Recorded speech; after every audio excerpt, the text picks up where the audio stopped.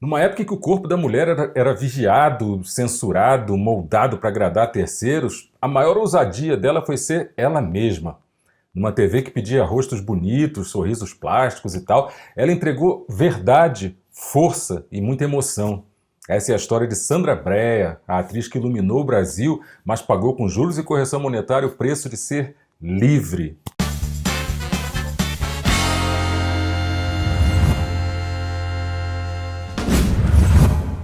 Fala, galera do bem, é isso, a voz ainda não está 100%, mas a gente está aqui de volta. E é isso, Sandra Brea Brito Alves nasceu no Rio de Janeiro em 11 de maio de 1952, num país que tentava esconder seus medos, seus desejos e assim, empurrar tudo que pudesse para debaixo do tapete. Ela surgiu feito um raio, sabe, com um sorriso largo, um olhar que parecia carregar todos os mistérios do mundo. E a Sandra não foi só uma atriz, ela foi uma revolução, uma mulher extraordinária, uma estrela que desafiou padrões, enfrentou preconceitos e brilhou com uma força que ainda hoje habita a memória da gente sem pagar um tostão de aluguel. Era uma artista que não aceitava limites, muito menos aqueles impostos pela sociedade, pela indústria e nem pelo próprio tempo. Ela foi criada em uma cidade que pulsava cultura, mas também machismo, desigualdade e tal. E ela cresceu respirando arte, né? Não teve jeito. Desde muito cedo, ela entendeu uma coisa, que ela queria cada vez mais. Em 1968, lá estava ela, subindo ao palco ao lado de ninguém menos que Fernanda Montenegro, na peça Plaza Suite, de Neil Simon. Era uma responsabilidade gigantesca para uma atriz tão jovem. Só que ali nos bastidores, a dona Fernanda já sacava assim, de longe que a Sandra tinha uma rara capacidade de transmitir emoções que eram muito genuínas, algo que não se ensina, na verdade, né? E aí, no final dos anos 60, o teatro brasileiro era um espaço de resistência contra a censura. E a Sandra estreava justamente nesse ambiente, de arte combativa, de palavras vigiadas, de corpos silenciados e tal. E aí, em 1970, a Sandra Brea estreava na televisão, mais precisamente na TV Globo, com o humorístico Faça Humor, Não Faça Guerra. E a busca por novos rostos e talentos era voraz, né? Era intensa. E a Sandra estava bem ali, sabe? Não só cheia de beleza, mas com uma inteligência cênica monstruosa. E é importante a gente lembrar que nos anos 70 a televisão brasileira ainda era muito dominada por protagonistas masculinos e as mulheres na dramaturgia, muitas vezes elas tinham papéis secundários. Era a mocinha submissa, era a vilã exagerada ou aquele enfeite romântico e tal, enfim. E a Sandra terminantemente se recusava a ser só um rostinho bonito, né? Ela dava profundidade a cada personagem, sabe? Criava nuances, camadas e tal. E foi essa postura exatamente que trouxe para ela papéis muito maiores. A estreia nas telenovelas ela rolou Assim na Terra como no Céu, de ninguém menos que Dias Gomes. Isso foi em 1970. Daí, em 1973, ela interpretou a Thelma Paraguaçu na novela Bem Amado, também do Dias Gomes, que foi um marco na teledramaturgia porque foi a primeira novela a ser transmitida em cores aqui no Brasil. A Thelma era uma jovem super moderna, inquieta, crítica pra caramba, e a Sandra trouxe a esse personagem uma força feminina que rompia exatamente com o estereótipo da filha boazinha, tão comum naquela época, né? Segundo disseram ali as boas línguas da época, o Dias Gomes ficou tão impressionado com a naturalidade que a Sandra Brea dava às cenas que chegou ao ponto de pedir que ela improvisasse mais, quebrasse aquela rigidez do texto e mandasse ver, uma coisa rara, né, nos autores. E a partir daí, né, a lista de personagens icônicos foi longa. Ela viveu a Zilda em Os Ossos do Barão, 1973, a Roberta em Escalada, de 1975, a Noêmia em O Pulo do Gato, de 1978, a Lívia Monteverde em Memórias de Amor, isso em 1979, a Wanda em Elas por Elas, de 82, e a Jaqueline de Tititi, em 1985. E depois não parou, né? Fez participações em Hipertensão, de 1986, Bambolê, de 87, Pacto de Sangue, de 89, Gente Fina, em 1990 e Felicidade, em 1991, que foi o último trabalho na televisão, onde ela interpretou a Rosita. Cada uma dessas personagens era um retrato de uma mulher em conflito, em busca de espaço, em busca de voz. E a maneira como a Sandra Brea humanizava essas mulheres, sem caricaturas, sem exagero, acabou revolucionando a atuação na televisão. E numa época em que o naturalismo ainda era raridade nas novelas, a Sandra já atuava com alma, com muita verdade, ela botava verdade em tudo que ela fazia.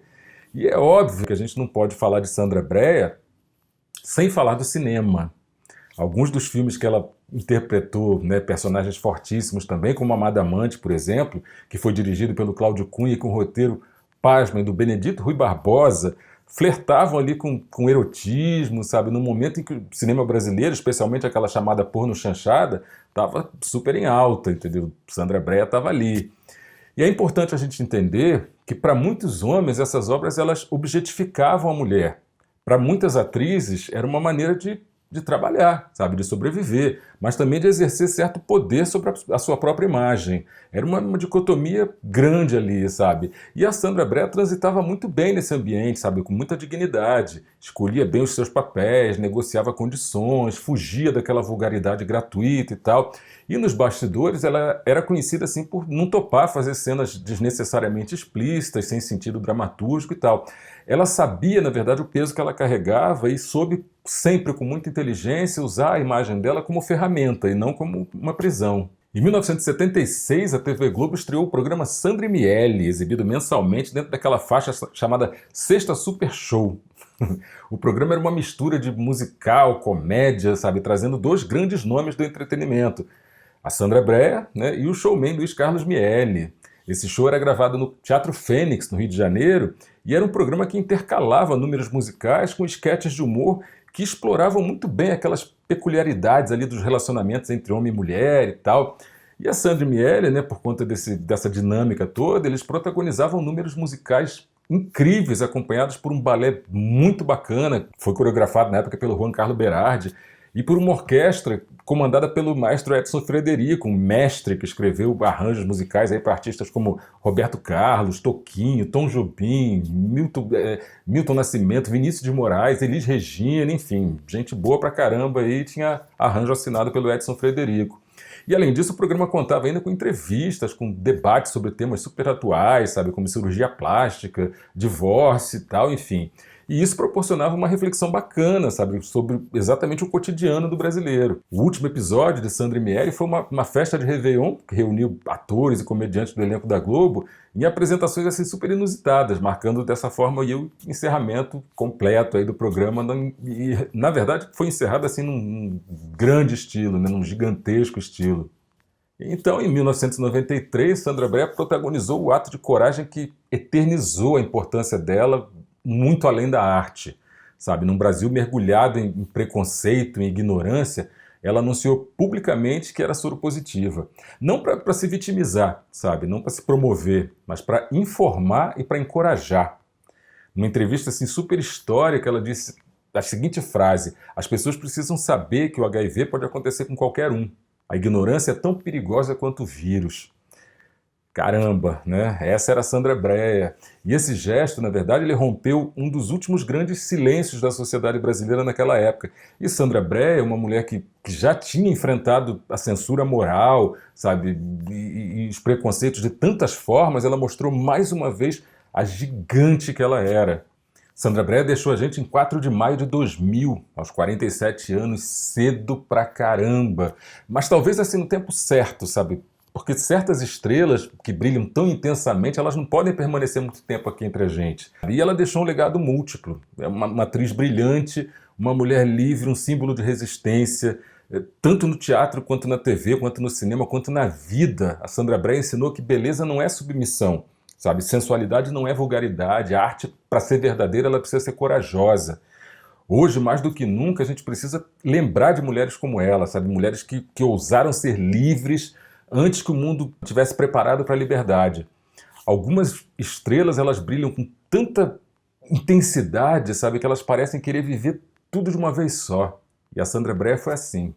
Uma artista que não aceitou, sabe, as amarras daquele tempo, uma mulher que dançou, que amou, que ousou, que chorou e viveu cada segundo com a coragem de quem sabia que ser livre custa caro pra caramba, mas vale cada centavo da alma. Ela enfrentou o julgamento dos olhares, a dureza dos rótulos e o silêncio das portas fechadas, mas nunca baixou a cabeça, nunca pediu licença para existir. Ela iluminou palcos, sets de filmagem, corações e continua iluminando até hoje. E quando o medo cercou o mundo, ela escolheu mais uma vez ser luz, trazendo à tona uma verdade que salvou vidas, sabe, e rompeu muitos preconceitos. A Sandra, ela partiu cedo, mas quem disse que a eternidade se mede em anos? Ela ficou, tá aí, nos gestos que libertam, nos olhares que desafiam, nas palavras que não se calam. Sandra Brea, acima de tudo, ensinou pra gente que ser artista é, antes de tudo, ser humano. E que ser humano é, acima de tudo, ser livre. Se você gostou desse vídeo, deixa aquele like carinhoso, se inscreve no canal se você ainda não está inscrito, ativa o sininho para mais histórias bacanas aí como essa e me conta aí nos comentários qual foi o personagem da Sandra Brea que mais ficou marcado na tua memória, você já conhecia a biografia dela, conta para mim, tô doido para saber. E a gente se vê no próximo set. Corta!